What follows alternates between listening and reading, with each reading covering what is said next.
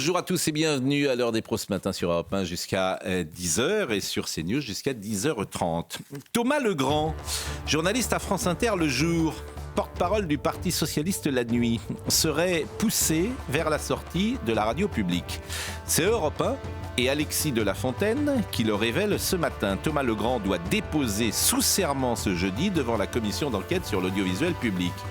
Il sera interrogé sur ses propos quand il affirmait avec son compère de route, Patrick Cohen, vouloir s'occuper de Rachida Dati.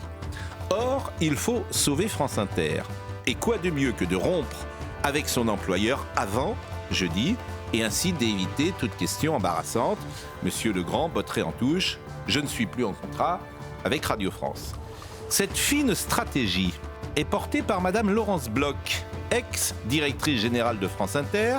Elle a rencontré Monsieur Legrand dans un café du 14e arrondissement à la vue de tous pour lui souffler cette initiative. Et si tu démissionnais afin de protéger la station ?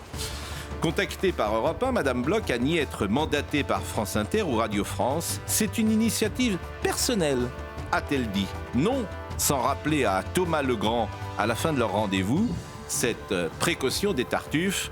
Évidemment, Thomas, on ne s'est pas vu. Alors bien sûr, je ne vous parle pas du Watergate ce matin. Et c'est même plutôt minable. Et ça en dit long sur les pieds nickelés qui dirigent ou ont dirigé Radio France.